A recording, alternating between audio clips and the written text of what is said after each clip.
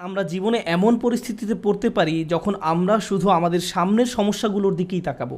আল্লাহ বলেন, লাকাদ খলাকনাল ইনসানা ফি কাবাদ। আল্লাহ মানুষকে সমস্যা, চাপ, হতাশা, উদ্বেগের মধ্যে নিমজ্জিত করেই সৃষ্টি করেছেন। আমাদের চারপাশ সমস্যায় পরিপূর্ণ।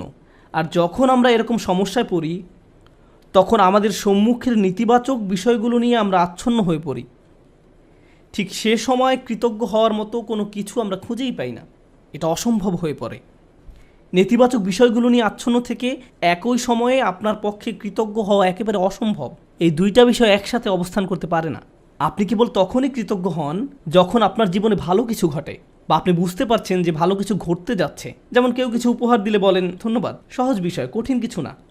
তো লুকমান আলাইহিস সালাম সবসময় নিজেকে এভাবে বুঝাতেন যে আমার চারপাশের পরিবেশ পরিস্থিতি যাই হোক না কেন, আমাকে আমার জীবনের দিকে তাকিয়ে দেখতে হবে এই মুহূর্তে আমি কোন জিনিসের জন্য কৃতজ্ঞ থাকব। আল্লাহ আজ্জা ওয়া জাল্লা আমাদের বলছেন, ইন্নাল ইনসানা লাযালুমুন কাফফার। নিশ্চয়ই মানুষ অত্যন্ত অন্যায়কারী, অকৃতজ্ঞ। কোন দিক থেকে আমরা চরম অকৃতজ্ঞ? আমরা সর্বাবস্থায় অভিযোগ করার কোনো না কোনো একটা কারণ খুঁজে পাই সব সময়। কেউ যদি জিজ্ঞেস করে, ভাই কী নিয়ে চিন্তা করছেন এখন? না না ভাই, কিছু নিয়ে চিন্তা করছি না, সব ঠিক আছে।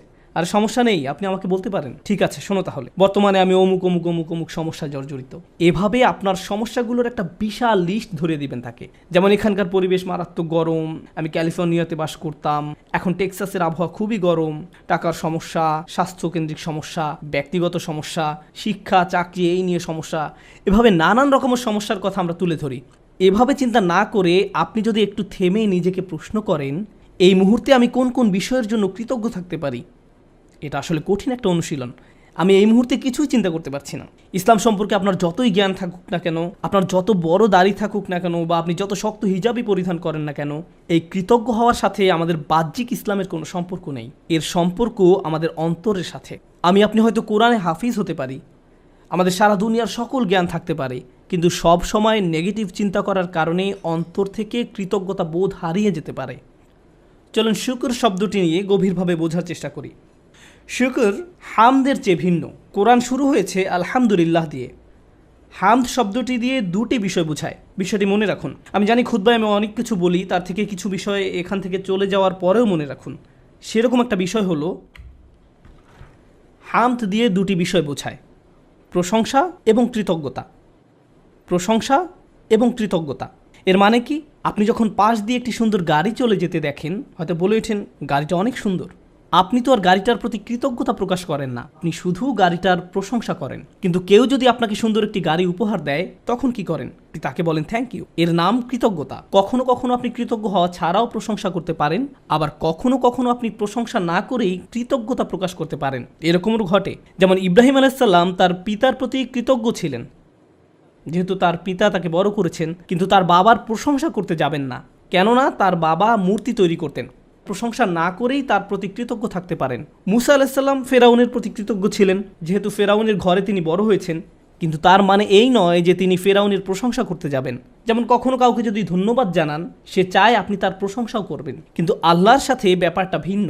আল্লাহর সাথে প্রশংসা এবং কৃতজ্ঞতা সবসময় একত্রে ব্যবহৃত হয়। কিন্তু আজকের আলোচ্য আয়াতগুলো আসলে প্রশংসা সম্পর্কে নয়, কারণ এখানে আনিহমাদ লিল্লাহ বলা হয়নি। খেয়াল করেছেন তো? এখানে বলা হয়েছে আনিশকুর লিল্লাহ, শুধু কৃতজ্ঞতা, জাস্ট কৃতজ্ঞ হওয়া। আমরা আল্লাহর প্রশংসার দিকে যাচ্ছি না। যখন কৃতজ্ঞতা এবং প্রশংসা একত্রিত হয়, তখন আমরা বলি হামদ। এটা আসলে হামদের পূর্বের ধারণা।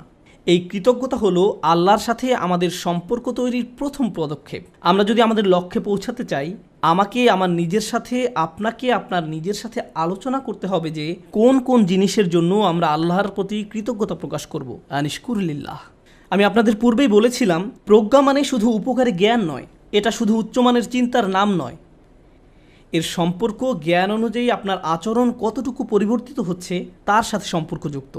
আপনারা সম্ভবত এই কথাটি বহুবার শুনেছেন, গ্লাস কি অর্ধেক খালি নাকি অর্ধেক পূর্ণ? যে সবসময় আল্লাহর প্রশংসা করে, সে অর্ধেক পানি পেয়েই আল্লাহর প্রশংসা করবে। আর যে অকৃতজ্ঞ, সে বলবে গ্লাসটি কেন পরিপূর্ণ না, পানি কেন ঠান্ডা নয়, কেন এই রুমটি এত গরম। অসম্পূর্ণতা নিয়ে সব অভিযোগ। যে আল্লাহর প্রতি কৃতজ্ঞ নয়, তার মনোভঙ্গি এমনই, সে এমন আচরণই রপ্ত করে। তারপর আল্লাহ বলেন, তিনি বলেন ওমা ইয়াশকুর ফা ইন্নামা ইয়াশকুরু লিনাফসিহি, যে কৃতজ্ঞতা প্রকাশ করে, অর্থাৎ শুধু লোকমান আলাইহিস সালাম নয়, যে কেউ কৃতজ্ঞতা প্রকাশ করে সে তা নিজের কল্যাণেই করে।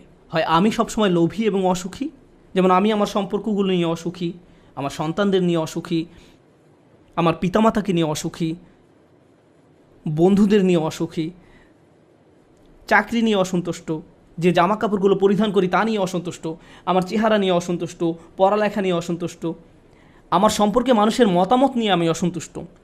এভাবে সব সময় আমি কিছু না কিছু নিয়েই অসন্তুষ্ট থাকি। আমি এমনই। আপনার অবস্থা যদি এমন হয়, আপনি সারাক্ষণ যদি বিভিন্ন জিনিস কামনা করতে থাকেন, এই আয়াতটি আমাদের শিক্ষা দিচ্ছে যে আপনি এর মাধ্যমে আসলে নিজেকেই কষ্ট দিচ্ছেন। আপনি নেগেটিভ চিন্তার মাঝে নিজেকে ডুবিয়ে রাখছেন, আর এটা আপনাকে অসার, নিস্তেজ বানিয়ে ফেলছে। প্রকৃতপক্ষে কৃতজ্ঞতার জিন্দিগি পরিত্রাণ নিয়ে আসে। এটা আপনাকে নেগেটিভ চিন্তা থেকে মুক্তি দান করে, ফলে আপনি অনেক বেশি কর্মক্ষম থাকেন, সক্রিয় থাকেন। কৃতজ্ঞতা আপনাকে মানসিক শক্তি দান করে, আশাবাদী করে তোলে, উজ্জীবিত করে তোলে। আপনি এমন সব কাজ করতে পারেন যা অন্যথায় সম্ভব হতো না। আমার